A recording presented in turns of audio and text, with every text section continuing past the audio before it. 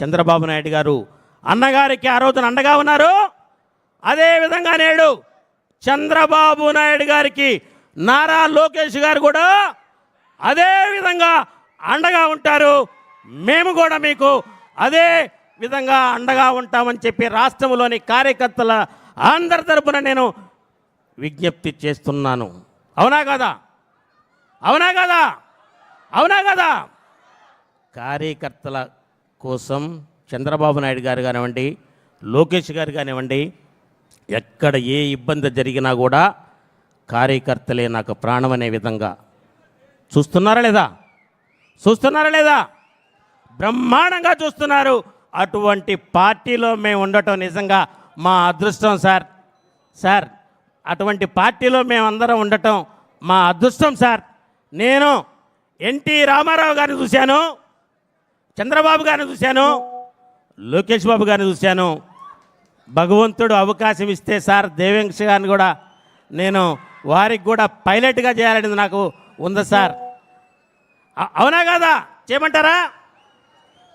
చంద్రబాబు నాయుడు గారు ఈ పార్టీని 43 సంవత్సరాలు నుంచి ఇప్పుడు 44వ సంవత్సరాలు అడుగెడుతున్నాం. చూశారు కదా, ఈ 43 సంవత్సరాల్లో తెలుగుదేశం పార్టీకి ఎన్నో ఉడుదుడుగులు వచ్చినా కూడా చంద్రబాబు నాయుడు గారు కార్యకర్తలకు ధైర్యం ఇచ్చి నేనున్నాను మీరని చెప్పేసి, మీరు 84లో అయినా ఆ తర్వాత 89లో మనం ఓడిపోయిన తర్వాత కూడా మరలా అధికారంలో 94లో అధికారంలో తీసుకురావడానికి చంద్రబాబు నాయుడు గారే ముఖ్య కారణం అని చెప్పి నేను తెలియజేస్తా ఉన్నాను సోదరులారా.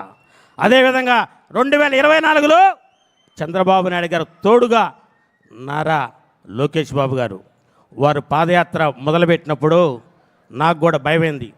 దుర్మార్గులు వాడు ఏమైనా చేస్తారు అని చెప్పి నేను కూడా భయపడ్డాను. కానీ నా తెలుగుదేశం పార్టీని కాపాడాలి, తెలుగుదేశం పార్టీ కార్యకర్తలను కాపాడాలి, రాష్ట్రాన్ని రక్షించుకోవాలని చెప్పేసి వారు బ్రహ్మాండంగా పాదయాత్ర చేస్తే ఎన్డీఏ కూటమికి 164 స్థానాలు తీసుకొచ్చినటువంటి ఘనత నారా చంద్రబాబు నాయుడు గారిది, లోకేష్ గారిది, అదేవిధంగా ఎన్డీఏ కూటమిదని చెప్పి నేను తెలియజేస్తా ఉన్నాను. కార్యకర్తలారా నేను కూడా మీలో కార్యకర్తగా విజ్ఞప్తి చేస్తున్నాను. మనకి పదవులు ముఖ్యం కాదు, పార్టీ ముఖ్యం, రాష్ట్రం ముఖ్యం. ఎన్టీ రామారావు గారు దేనికోసమైతే పార్టీని స్థాపించారో వారి ఆశయ సాధన కోసం నారా చంద్రబాబు నాయుడు గారు, లోకేష్ గారు, వేదిక మీద ఉన్నటువంటి నాయకులందరూ కూడా పనిచేస్తామని చెప్పేసి మా చివరి రక్త బొట్టు వరకు కూడా అన్నా నేను ఇదే పార్టీలో మరలా మీ వెంట మరల భగవంతుడంత శక్తినిస్తే నేను రాష్ట్రం అంతా కూడా తిరిగి కార్యకర్తలు ఏ విధంగా అయితే పనిచేస్తారు మనందరం కూడా ఆలోచించండి. ఇలా మనకు పదవులు కాదు కావాల్సింది.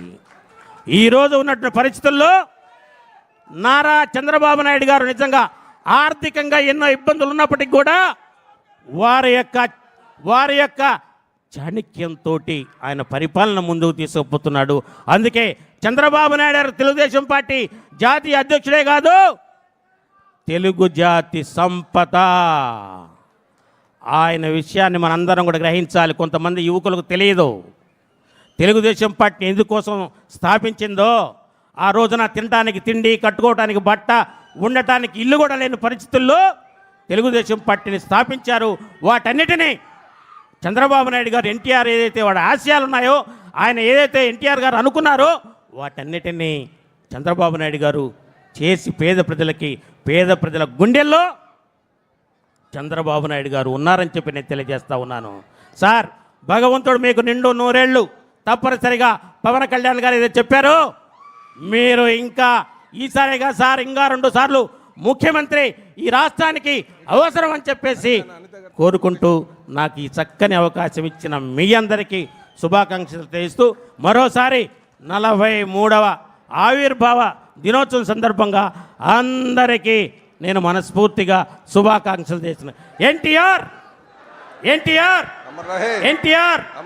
చంద్రబాబు గారి నాయకత్వం, చంద్రబాబు గారి నాయకత్వం, చంద్రబాబు గారి నాయకత్వం, లోకేష్ గారి నాయకత్వం. వర్ధిల్లాలి. లోకేష్ గారి నాయకత్వం, వర్ధిల్లాలి. లోకేష్ గారి నాయకత్వం. వర్ధిల్లాలి. జై జన్మభూమి. కోటేశ్వరరావు గారికి ధన్యవాదాలు.